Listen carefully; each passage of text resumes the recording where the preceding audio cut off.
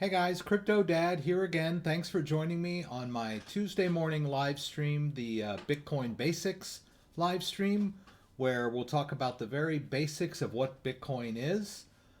Thanks for joining me. Get your questions ready and let's jump in.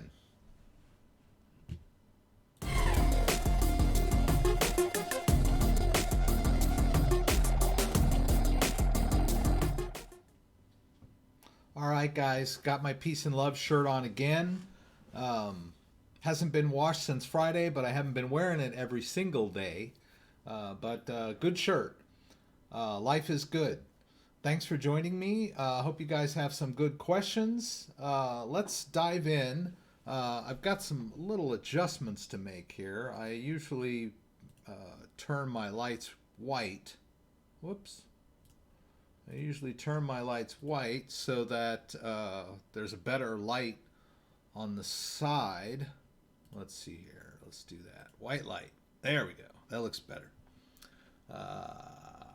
Okay, let's jump on here to the on-screen demo. Let's go over here. Look at the charts. I'm not going to restore. What are we looking at today? Things are looking good today. Right? We've got Bitcoin has crossed 86. And let me pop out my chat over here. Ah, there it is. Yay! Marvin's here. I asked a question about YubiKey to log into Brave browser. Unfortunately, I was not very clear. If you go to Brave browser, yes, I've looked into all this. I have not done that research yet. Is there a privacy and security tab? Inside this tab, there's a section called Manage Security Keys. No, I have not. Sorry about that, Marvin. You seem dead set on this question. Now, from what I understand, this YubiKey, the whole point of this 5C YubiKey, which is this little guy here, which has a USB-C connector on one side and a lightning connector on the other, is that you are able to use the lightning connector on your phone. Now I noticed that I know that the browser has that setting for managing keys. I haven't figured out how it works, but we're kind of here in Bitcoin Basics today, so I'm not going to jump into the whole two-factor authentication YubiKey hardware thing right now. Except to say that I have not looked at it that closely, and I will to try and figure out how it works. But I think the point here is that, and I forwarded you an article about it, and I'll do it one more time. The article is about using Brave browser iOS version with the YubiKey 5C. So I know that the settings are in the desktop-based browser. I don't know how relevant that is. You know, you can use a YubiKey on your desktop computer in any browser, basically, to use two-factor authentication. So this whole Brave managing keys thing, I think, is intended more for the iOS version. But anyway, can you explain to me why you're so dead set on this? Do you have some pressing need to manage your browser with this YubiKey? Because there's other ways to do this that are a little more mainstream. Anyway, you're probably just curious. I get it. We're all curious. Let's see. YubiKey Brave. No. Here we go. Brave Yubico. Ugh, that's not even the article that I was looking at. Okay. Maybe this is the one. Yeah, that's the article that I was looking at. I haven't even had a chance to read this. I apologize. I apologize. Yeah. I'm going to go through what we normally go through here. We talk about what is Bitcoin. That's the first question here in our list of questions. Now, Bitcoin is a decentralized digital currency. and that's kind of a mouthful. Funny, the interesting thing is I've been at this for several years, since 2013, dealing with what is Bitcoin and blah blah blah. And we were at a Thanksgiving get together with a lot of my relatives, and some of them older than me, of course, aunts, uncles. And I mentioned my YouTube channel and I mentioned Bitcoin, and somebody said, "What's Bitcoin?" And one of my relatives said, "Oh, it's computer money." And I had never heard it put quite so simply. Basically, that's what it is. It's computer money. It's money created on a computer, multiple computers, of course, but in its most basic form, it's computer money, and I just like put it so simply and succinctly that anyone could kind of wrap their head around it. And of course, you hear that it's computer money, you think, oh, okay, it's money that can work on a computer. And it kind of makes sense, right? But we talk about Bitcoin as being a digital currency. It is created on computers using what they call a process called mining. And I'm sure you've heard that term thrown out quite a bit. But when computers solve mathematical puzzles, it is what's called proof of work. And whoever solves the puzzle first gets the reward, which is the creation of a new block, a Bitcoin reward, and all of the fees for the transactions on that block. It's kind of a self-perpetuating thing. So that's Bitcoin in its most basic form. And you can possess Bitcoin by way of controlling a private key, which is a long, randomly generated number that you hold on your computer or device. The private key is not on the blockchain. The private key is always held by the person that controls the wallet, or in the case of the Bitcoin address, more specifically. So Bitcoin is on the blockchain, which is sort of out there in the cloud, and the Bitcoin moves back and forth between blockchain addresses. But the person that has a wallet has a private key, either encrypted on their computer or encrypted on their phone or iPad, in whichever the case may be, or in a cold storage type device like this. And we've talked about this many times. A lot of people call it a wallet. Ledger calls it a wallet. But it is, at its very heart, a key chain, right? It holds a bunch of private keys that give you access to addresses on the blockchain.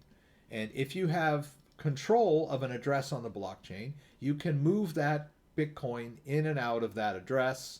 You can send it to other people can send it to you. And by virtue of this private key, you can access and control that Bitcoin address. So let me say hello to everybody. Marvin, thanks for joining again. I'll definitely get into this article and figure out what all this is about. I like your icon. Greetings from England, Adam78, Fen Biero. Can you review Agent's wallet? It's an awesome, or explain smart wallets. Thanks. How are we going to sell your BTC crap when everyone will try? How are you going to sell your BCT crap when everyone will try to get out? Well, it's not that difficult.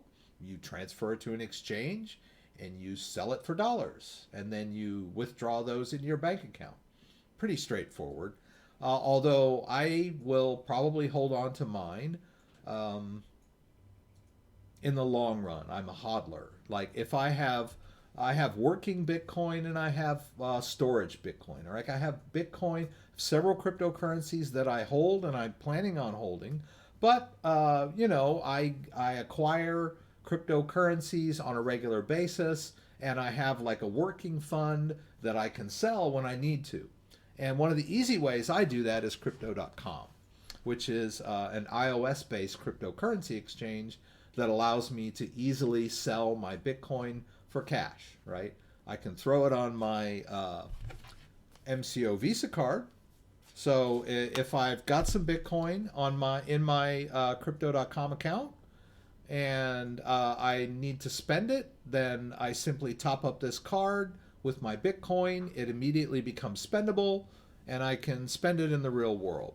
You can check down below in my description. I've got links to Ledger. If you're interested in getting a Ledger device, use my affiliate link. If you're interested in crypto.com, I would encourage you to use my affiliate link to go check it out. Do your own research, decide if that's something you want to do. If you want to trade Bitcoin on there, or you want to get an MCO Visa card, that's entirely up to you. But I would appreciate it if you're going to explore it. Check my affiliate link. And then we talk a lot about Brave browser here, so check out the Brave browser with my affiliate link. It's totally free. Download it, check it out. It's the new paradigm, right? Blocks ads and trackers by default. David, Manta Ray. I don't know, Manta Ray, everyone can express their opinion. That's fine. Autumn Concilium, hello. Uncle Chop Chop, he must meet PSV. That's pretty good. I like that. He's quick on his feet, Uncle Chop Chop, right? I have a problem with signing into a multi-coin wallet. Okay, we can check into that a little bit. While we're on that subject, let's go to mastering. Whoops.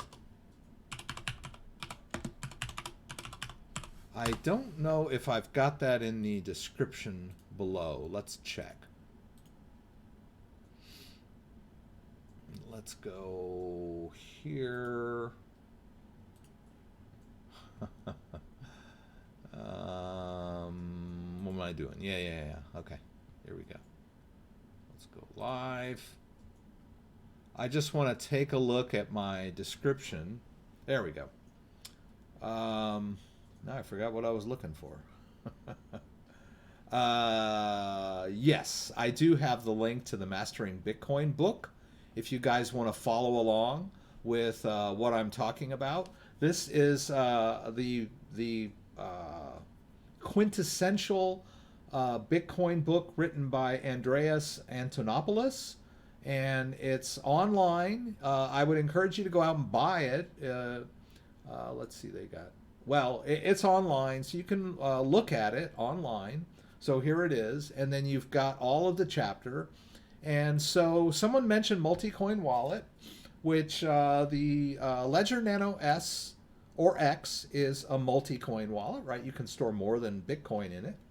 We try to focus more on Bitcoin here, but there are many wallets out there that can handle more than just one cryptocurrency. But one of the questions that I have in this list is what is the difference between a custodial and a non-custodial wallet? And I would like to go over that a little bit.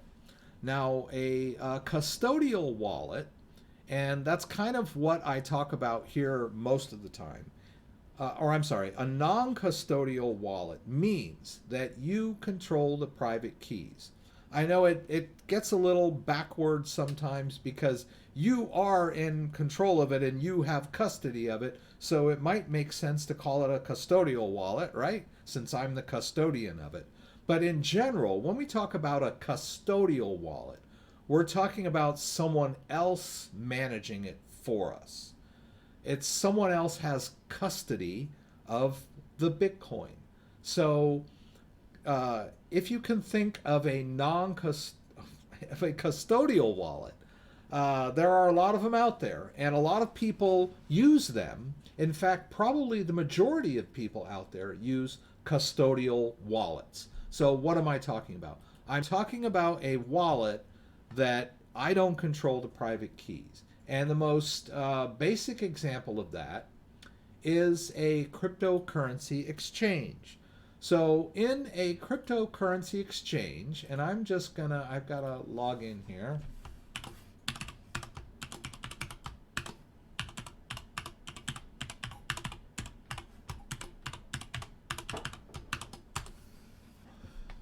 In a cryptocurrency exchange, they're holding the Bitcoin for you. A lot of people, it's tough to wrap their head around this. This is kind of the main thing about Bitcoin.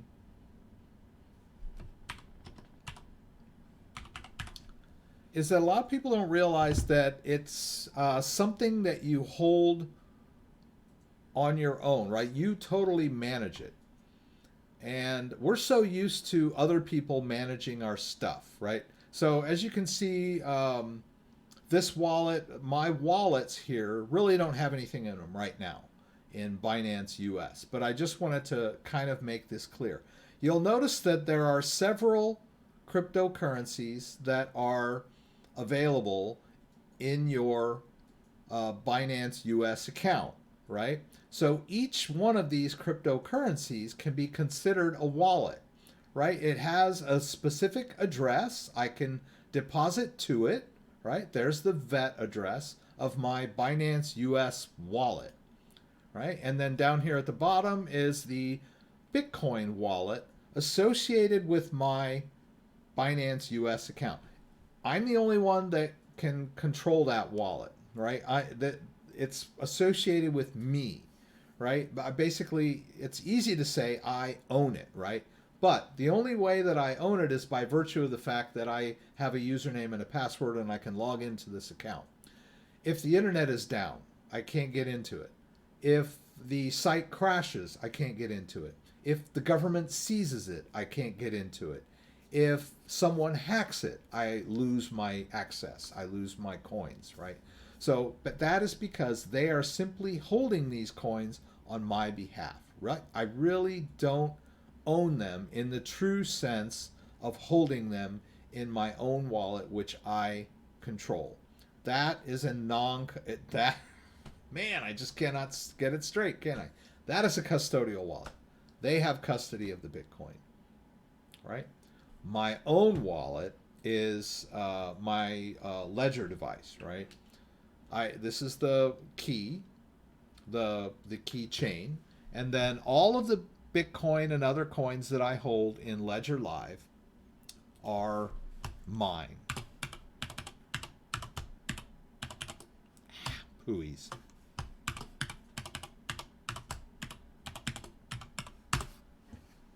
I have custody of these, but it's a non-custodial wallet, right?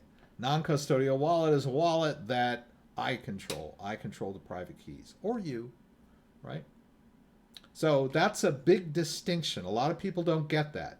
They say, oh, you know, I went on Coinbase and I bought a 0.5 Bitcoin and I now own 0.5 Bitcoin.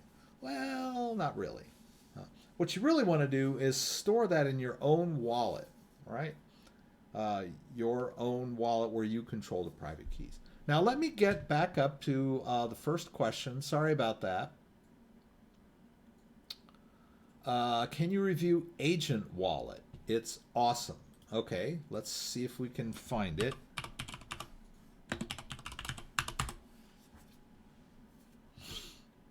Okay, let's see what they say about it. Okay, so it looks like it's iOS based. All right. Manage your Agent Wallet on the go with our new mobile app. Now I'm wondering if they have a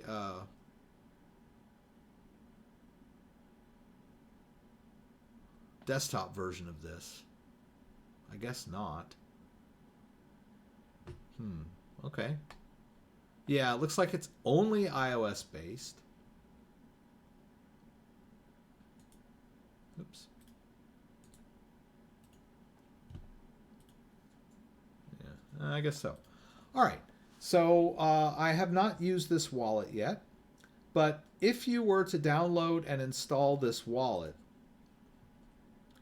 the main thing that you want to check, the app won't even open, blah, blah, blah. The app keeps force closing. The app doesn't work. So not too many great reviews.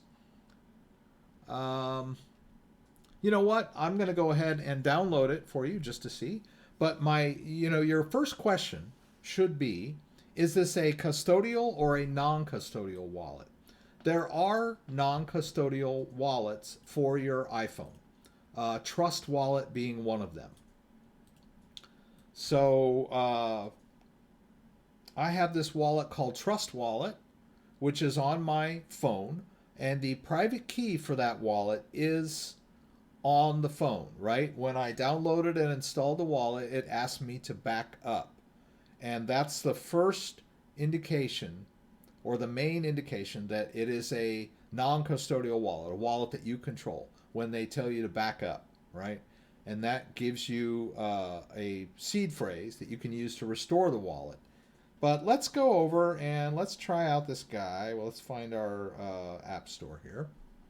And what are we looking for? Agent wallet, right? Let's hit this. Agent wallet. Okay. All right, there it is. Let's get it. All right, let's see what they... So there are a lot of wallets out there that pretend to be wallets, but they're really more of exchanges than they are wallets. All right, so it wants me to log in. All right. How can I log in if I've never signed up for it? Okay. So let's see. Yeah. I really don't know what to say here. There's no sign up. Whoops. Let's try that again. Yeah. So let's try this. Okay. Powered by payout. I can't figure out how to set up the wallet, right? It's asking me to log into something without an option for sign up, right? Seems to be the most basic interface that you find on the internet. You either log in or you sign up, right? But this one is asking me to log in, and I haven't signed up yet. So I have no username or password to log in. But I get the feeling that this is a that is a custodial wallet, right? It's a hot wallet. Let's just call it that too. We can call a custodial wallet also a hot wallet, which just means that it's interfacing with the internet, right? And you need an account to get logged into it. So there's not much more I can do with this. I don't know if there's like another way to create an account. The name of the company is Working Solutions. Usually, like if you try to log in, it would say something like me at gmail.com, right? And then let's, whoops, I might as well make this semi. All right, so hello. All right, now. Okay, invalid username or password, but it's, oh, okay, I can hit forgot password. It wants my username.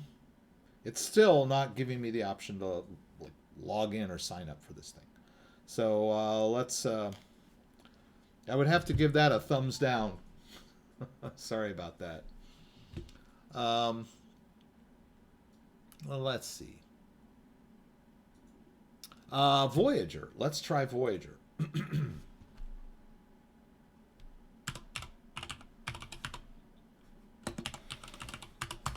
But that did appear to be a custodial wallet, a hot wallet, one that I don't control the private key. One that had many features if you were able to get into it, right? It was like it had a card. It had they have a lot of features. You can buy and sell crypto. You can use a card, blah, blah, blah. But it was hot, right? By the way, crypto.com is a hot wallet, right? So, but crypto.com is awesome. So, crypto.com is and let me go out here. Crypto.com is an iOS based cryptocurrency exchange and, quasi wallet, right? That holds funds, but they are hot funds, right? They control the private key until I withdraw to my own wallet. And that's just the way it works, right? It's like a cryptocurrency exchange. There's nothing wrong with wallets being hot, they have many uses. You just have to remember that you really don't own the coins until you've got it in your own non-custodial wallet that you control the private key. And so this is a great wallet exchange slash. It has lots of features for paying you interest on your holdings, and that crypto MCO Visa card that you can use to spend your crypto. But it is not a wallet where I control the private keys. But much better than that other one we just looked at. But let's look at Voyager and see what we got here. Let me move this out of the way. Trade commission free. Why don't we try to download Voyager and see what happens?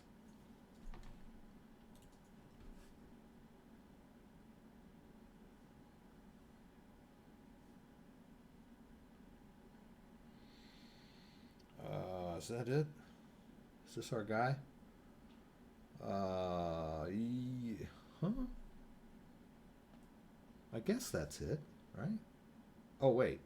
Here it is. This is our guy, right?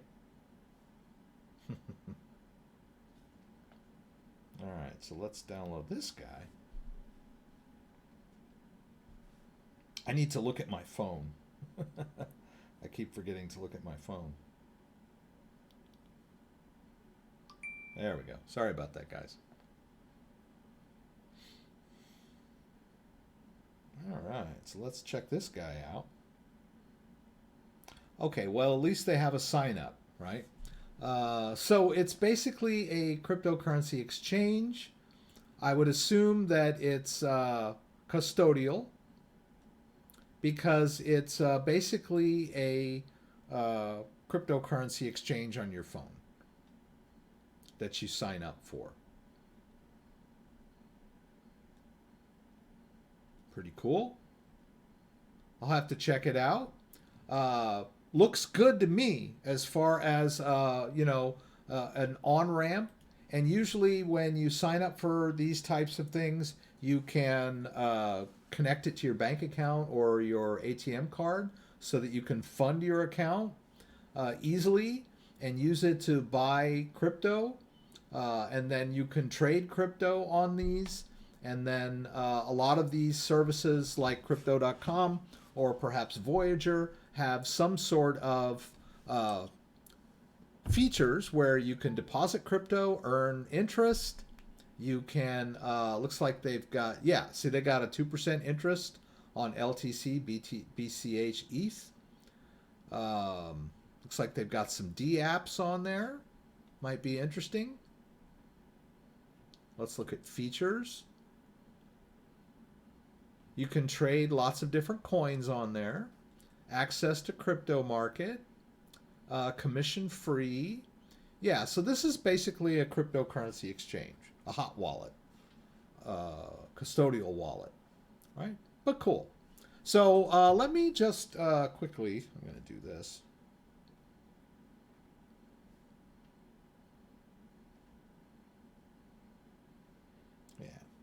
I'm just going to quickly show you the Trust Wallet. If you'll notice up there at the top, I've got the Trust Wallet open. Or I'm sorry, it's right next to crypto.com. Now, Trust Wallet is a wallet that you install on your phone, but it is a non-custodial wallet. You control the private keys. The private keys for this wallet are stored on my phone. I was given a 12-word recovery phrase so that if I lose my phone, I can recover the funds. This is a real cryptocurrency wallet that is phone-based. Pretty cool. And it holds all kinds of different cryptocurrencies. It does have a DEX, but it's not like a full-featured cryptocurrency exchange, right? It's more just for holding coins, transferring coins. You can trade a little bit, but they have to be coins that are on the same blockchain, right? You could, if you have Ethereum, you can buy ERC20 tokens. If you have Binance coin, you can buy, Binance-based tokens or trade them, swap them, so to speak. So a pretty cool wallet. Let me just go over here. Trust wallet. If you're looking for a convenient, secure, phone-based cryptocurrency wallet where you control the private keys, Trust Wallet is a great choice for that. I don't work for them or anything. It's just a great wallet. I've done some videos on them. So you might want to check that out. But as far as I'm concerned, I prefer to stick with the ledger-based wallet. You can interface on your computer with it by connecting it. And it also has Bluetooth that you can use to manage it on the go, right? On your phone. It has a phone app too. And that is a non-custodial wallet, right? I control the private keys. Marcia Diane Arnold, it's good to see you. I haven't talked to you in a while. What's your thought about Lolly and Travalia? Travalia is doing private equity crowdfunding. Let's look at Lalia. I've heard of Travalia. Wait a minute, is that right? Hand cream? L-O-O. Should end with an I, right? L-O-L-L-I. All right, let's check that out. Oh, okay. All right, now that looks interesting.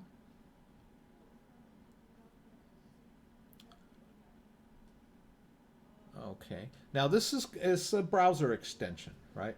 Now there are a lot of functionality. There's a lot of functionality that has to do with online shopping.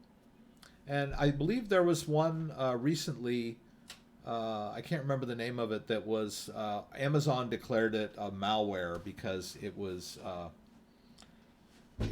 gathering people's personal information. But it was kind of a plug-in for Amazon that allowed you to get discounts. And I don't know if it was involved with cryptocurrency, but Lolly looks like it's a Chrome browser that, let's see. Let's try it out. Earn Bitcoin while you shop. Simply send you Bitcoin when you make a purchase with one of our many partners. Browse our featured retailer list. Never miss an opportunity. I have not used it, but it looks cool. Maybe I'll install it. Let's add the extension real quick. See what happens. All right, and it's something I need to join up with. I'm not going to go through all that right now, but thanks for pointing this one out, Marcia. Let's maybe add that to the list of videos that I might do in the future. In the past. I don't know if I could do videos in the past, right? I believe I'm looking at this, right? Yeah. Oops. I don't know what I just showed you guys, God forbid. I'm L-O-L-L-I. Pretty cool. Yeah, we'll check that guy out. I'll sign up for it later and see how it works. And I'm assuming that once we get this guy set up, that it might be it might be a hot wallet, right? They may send me Bitcoin that I might need to withdraw at some point.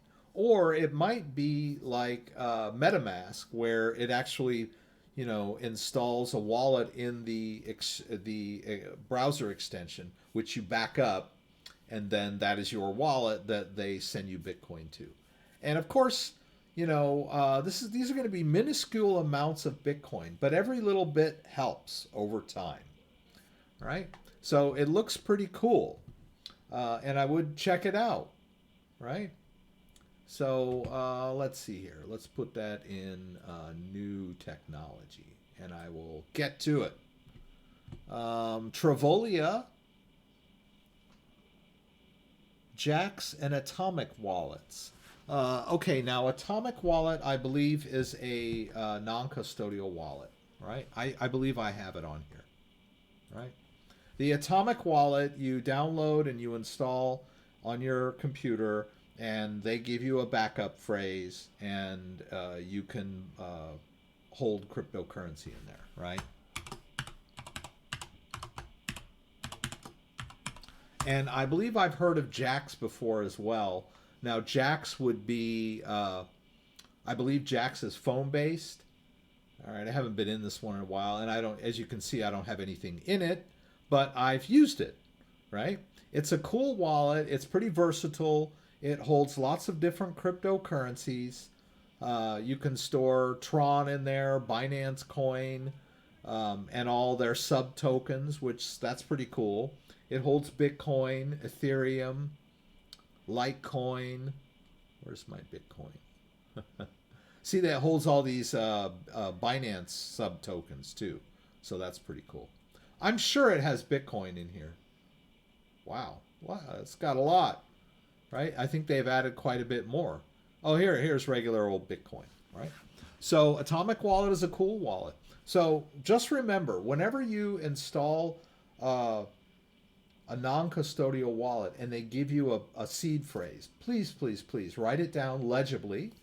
Number the words so that when you're done, you know you've got 12 or 24, so that you don't accidentally skip one as you're writing them down.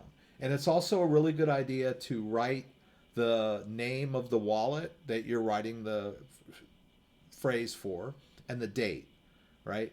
Because in my early days, I was always experimenting with wallets and I had all this.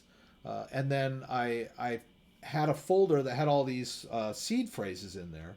And I would go through them and there would just be a blank page with a seed phrase. Like, had no idea what wallet it went to. I was just totally in the dark, right? So, yeah, when you're writing down seed phrases, catalog them properly so that you'll know which wallet they go to, right? So, good bit of advice. Let's see, Bitfoliex wallet. Wait a minute. I'm getting ahead of myself here. It's Argent wallet, not agent. Okay. Was I calling it agent? My bad. Sorry about that, guys. Oh, okay. This is agent wallet. All right. Let's try Argent. All right. So the agent. Now we know what's that. See, these Argent people were really trying to scam us, right? All right. Let's look at Argent. We'll get back to that, right? See, I went off on a tangent. Even me. Even me. I can be fooled as easily as the next guy.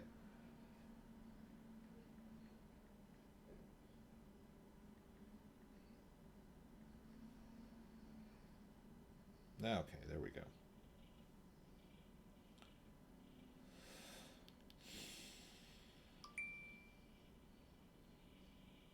Now, Argent. Let's see.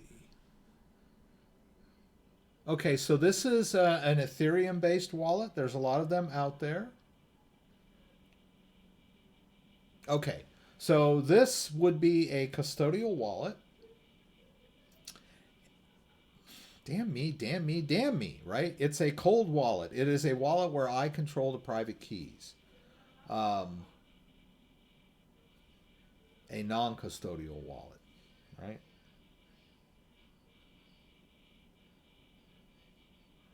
Secure wallet. Block fraudulent transfers. Never lose access to your funds. No more paper backups. With help from your friends, a hardware wallet, or a two-factor. So it looks like it kind of interfaces with other types of devices and backups, so that they're telling you, okay, well, you don't really need to write down your 12-word recovery phrase on a piece of paper. You can use hardware to back it up, or you can. There's like buddy system where your friend might hold one of the keys to the wallet in case you lose it, or maybe your Google Authenticator. So this looks quite intriguing. Let's go next here. All right, so it's gonna create a new wallet. Okay, it looks like it's gonna be online, but as you could see from as we went into it, um, it's not your normal kind of online wallet, right? It looks like a peer-to-peer kind of thing where you will connect with other people. It's like distributed, decentralized is the word I'm looking for, right? Uh, but you will control the wallet, right? And there are several ways that you can back this wallet up that they mentioned: two-factor, hardware devices, and your friends. So I'll get into this a little more. This is another very intriguing wallet. You guys are giving me some great ideas today. A lot of amazing stuff happening in the crypto community right now. There's a lot of new technology coming out. This looks like a very intriguing wallet that sort of has a new solution to the old problem, right? The old problem, if you want to call it the old problem, is that whole I got to write down my backup phrase and make sure I don't lose it, right? That's kind of old-fashioned when you think about it. Having to write something down on paper for a digital currency, right? But there are other ways rather than just writing it. There are metal devices that you can use to store that phrase, right? I've done some reviews on those. And the key there is that you've got a waterproof, shockproof, fireproof way to back up your seed phrase, right? But this wallet looks interesting in that it's got an intriguing solution for your backup, right? Looks pretty cool. So yeah, I would check into this, right? But as I mentioned before, it is an Ethereum-based wallet. I don't know that you could store Bitcoin on there. But if you'll notice here, it's got ETH and DAI and BAT and ZRX. DAI, BAT, and ZRX are ERC20 tokens. They are sub-tokens on the Ethereum chain. So it looks like it is an exclusive Ethereum-based wallet. There's nothing wrong with that. I'm just saying you couldn't hold Bitcoin on it, I'm pretty sure. Now, there are some Bitcoin, what you would call stable coins. There are Sorry. Let me get out of that. There are some Bitcoin stable coins, Bitcoin ERC-based Bitcoin stable coins, right? Where it follows the price of Bitcoin. But that's not real Bitcoin, right? It's kind of a, it's a stable coin for Bitcoin on the Ethereum blockchain, right? Binance has one too. Binance has their own blockchain, and they have like a Bitcoin equivalent on their blockchain that follows the price of Bitcoin that can like easily be exchanged for Bitcoin on their blockchain. All right. All right, CFI Randy's here. Hello, good to have you. Let's see. Well, I'm hopefully no one was saying horrible things while I was babbling on.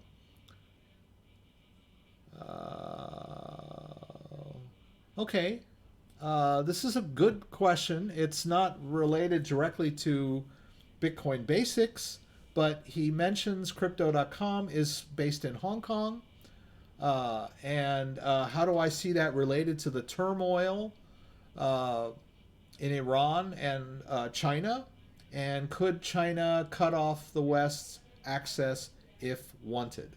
Well, this is my opinion on this, is that we have seen in countries, we'll take Iran as an example, but Lebanon is another good example, where people were getting cut off from banks and the internet in general, right? We hear a lot about this in Iran, that people were being cut off from the internet so that they couldn't coordinate protest and whatnot.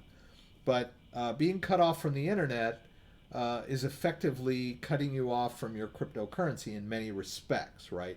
Now, if you have your seed phrase stored in a safe place, even if you have no internet access, you know you still possess those coins once you are able to get access back. But so the danger here, and we're talking about Iran, we're talking about China, we're talking about Hong Kong in particular, which I believe there have been some stories of internet access being blocked there as well.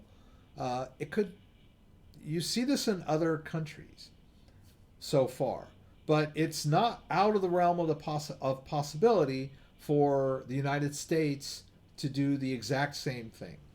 So it is a global problem. And so just worrying about Hong Kong, yes, your fear might be justified that there might come a day and a time in this trade war, this economic trade war, that China somehow manages to cut off Hong Kong-based companies from the U.S. or shut them down somehow, right? Now, Hong Kong is kind of semi-autonomous, so they would basically have to invade it, right, in order to do this. But it's not out of the realm of possibility. So there are some real concerns that you could get, your access blocked if you're using by China, if you're using, Hong Kong-based or South Korean-based or Asian-based cryptocurrency exchanges. But like I said, that could happen in the U.S. as well. The U.S. Are coming up with a lot of regulations, KYC, and that should sort of give you that little, perk up your attention there, that they are setting themselves up, the regulatory agencies are setting themselves up to be able to seize your crypto assets because they've got your name you can't, it's like almost impossible now to sign up for a cryptocurrency exchange that's US based without providing KYC, know your customer documents, without giving them your name, your address, your ID, your social security number, all of these things that could be tied to you. And so the government, the US government could easily come in and say, you owe taxes, you owe child support, you owe whatever, and then just seize your crypto, right? So this is a worldwide problem. And this is why we talk about having, the difference between private keys, wallets that you control the private keys, and custodial wallets where they control them. So that's a real issue anywhere in the world. And that is why, yes, custodial wallets are great for trading.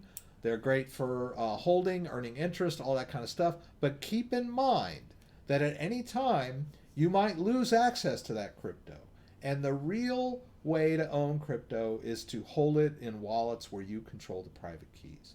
So great question about crypto.com, Hong Kong, China, Iran, and the U.S. Gets folded into that, right? The powers that be might try to seize our financial assets. It's been done. It's been done in Lebanon. It's been done in Greece. And it could be our crypto assets if we're holding them on exchanges.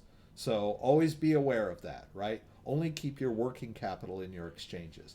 Keep your, the stuff you want to have and hold in your own wallets. Sorry, guys, that I haven't been able to get to all the questions, man. You guys are really hitting me left and right. It's really cool.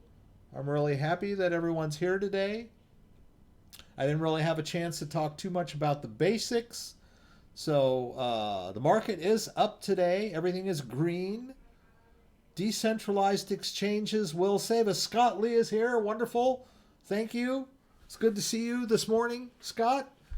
Hope you're cooking something good today. My wife and I are going to go have breakfast after this. So we're loving life here in Michigan. There's snow on the ground. I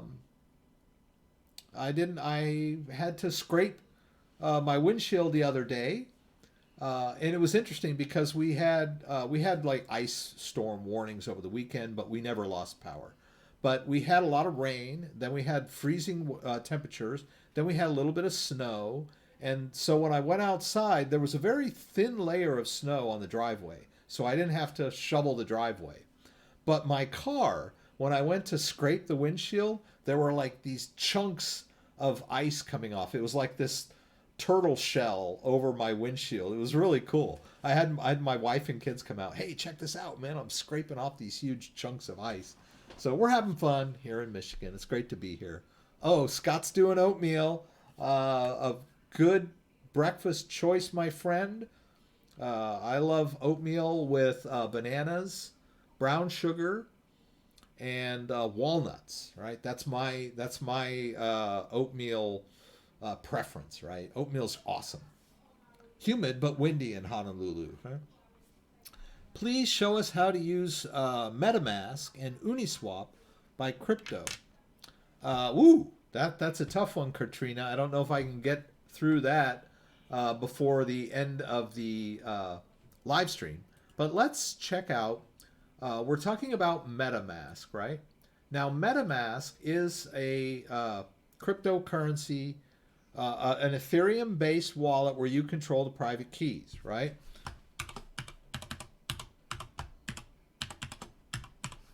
It is basically a cryptocurrency wallet that runs in as a browser extension.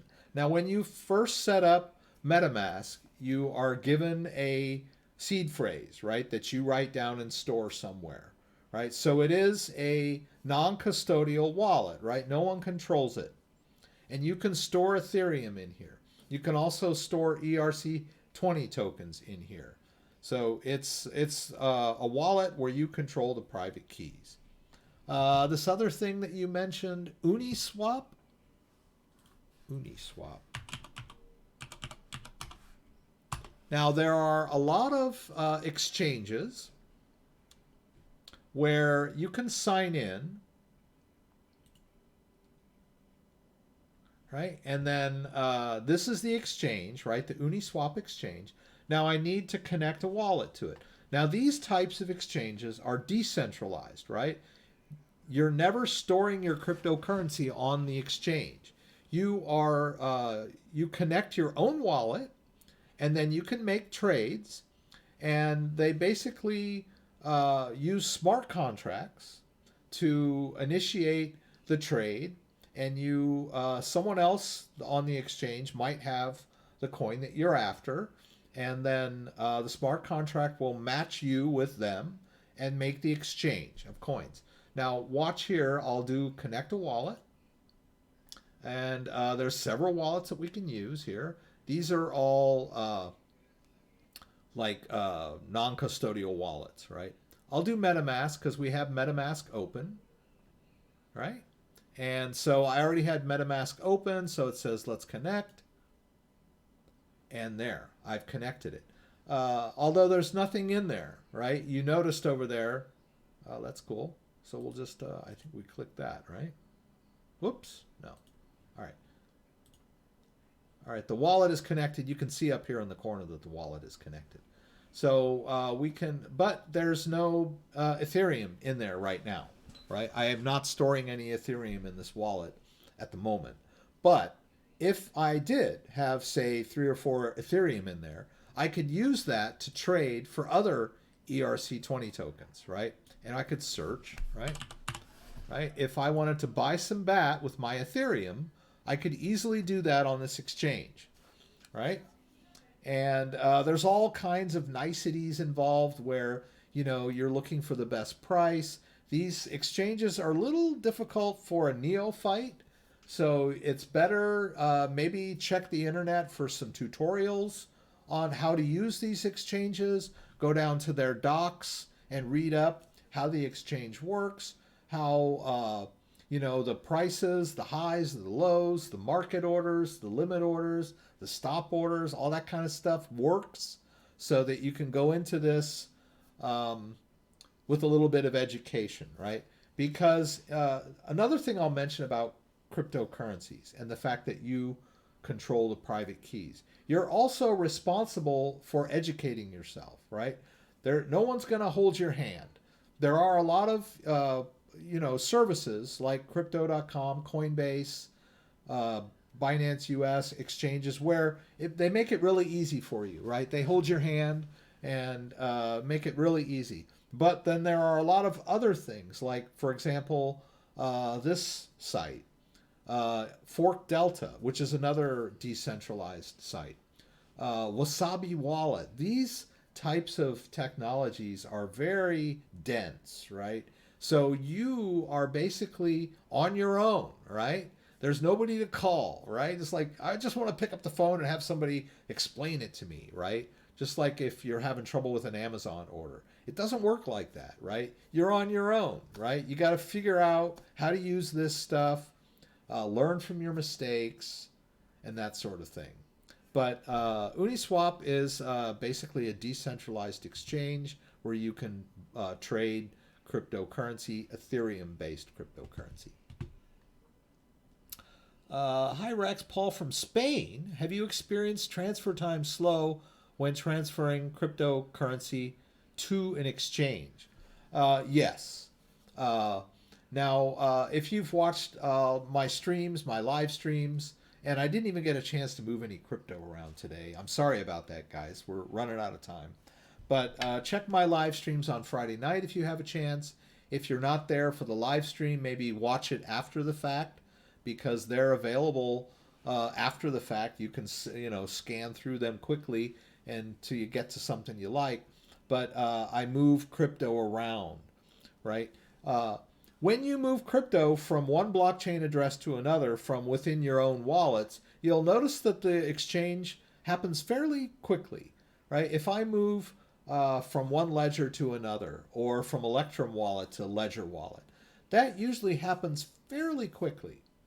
But exchanges can cause, there can be massive, heart-wrenching, cold feeling in the bottom of your stomach delays, right? Be prepared for that. When you're depositing crypto in an exchange, you might see it go out, right?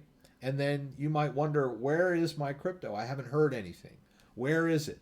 Now, there are ways of checking pending deposits. So that'd be your first line of defense against that hollow feeling, right? Check your, let's see where we're at here. Right, if I'm on Binance US and I want to go to deposit and withdrawal history, I can look at deposits here, and I can look at crypto, right? Now, you can see there a history of my deposits of my cryptocurrency in this exchange. But if I just moved it, like for example this BTC, you will see pending deposits here. So you can check pending deposits if you're worried that it's not there yet, right? So as long as you see it as pending, you're in good shape. Now, there also might be a horrible delay between when you send it and before you even see it pending, right? That's a nail biter, a tear jerker, whatever you want to call it. But it's not out of the ordinary, right? It happens pretty often with cryptocurrency exchanges.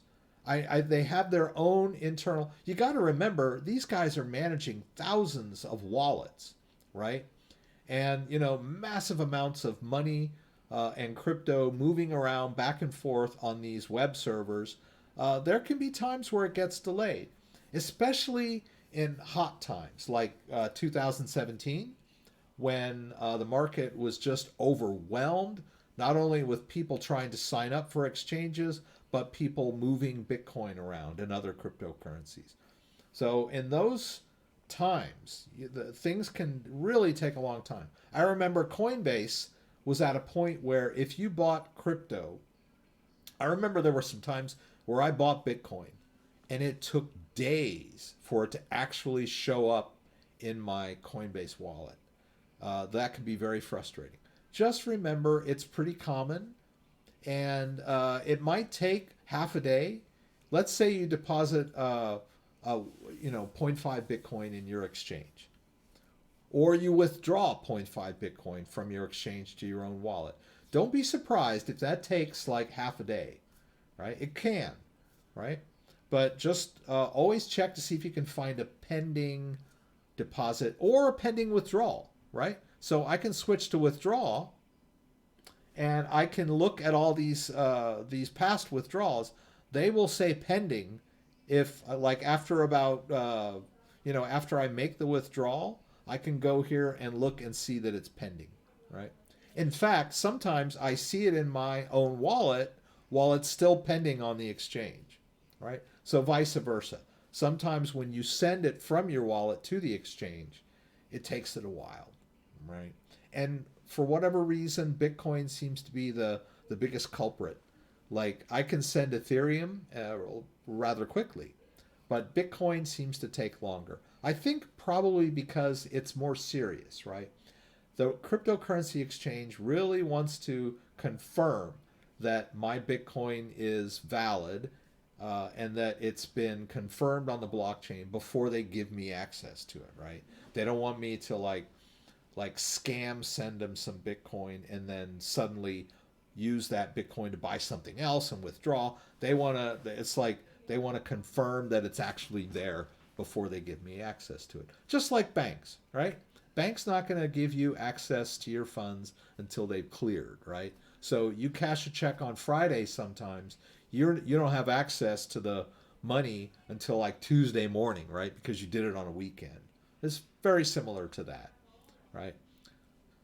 So don't freak out when it takes a while for your cryptocurrency to show up on an exchange or show up in your wallet when you withdraw. That's just life, right?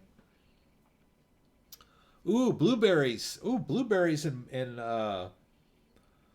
your oatmeal. That sounds really good, right? No sweetener, just blueberries. No sugar, no brown sugar, no organic honey. Right. We'll have to wait for the real BTC on Ethereum. Well, close to real. Nothing wrong with WBTC. It's just custodial. Yeah. So let's see. Katrina, you're welcome, Katrina. See you Friday. Good. Thanks for stopping in, Scott. I'm sorry I was just getting deluged with questions. Marvin, thank you for joining. I'm going to check into that. Managing the secure devices in Brave. That sounds very intriguing. I will get, Marvin, why don't you send me an email?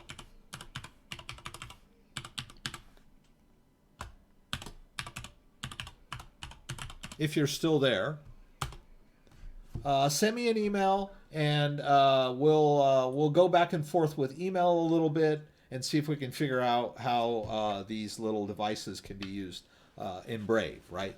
So, to increase our security, our two-factor authentication. Everyone else that asked questions, thank you so much. Sorry I didn't have a chance to get to everybody's question. Sorry I didn't have a chance to move any crypto around. The time flew. It's exciting times. Check out the live stream Friday night. Check out videos. Subscribe to my channel. Got a lot of good stuff. Just posted a couple of videos recently. So check those out. Don't forget to join the live stream on Friday, 8 p.m. Eastern Standard Time. Throw out questions. We'll talk about Bitcoin. We'll talk about the markets. We'll talk about news, cryptocurrency related news, encryption related news, the science of cryptography news, privacy and security news. A lot of cool stuff we'll talk about. Hope to see you guys there. If you like this video, give me a thumbs up. If you'd like to subscribe to this channel, I would appreciate it. When you subscribe, there's a little bell that you can click that will allow you to be alerted whenever I post new content. Once again, thanks for joining me and hope to see you again soon.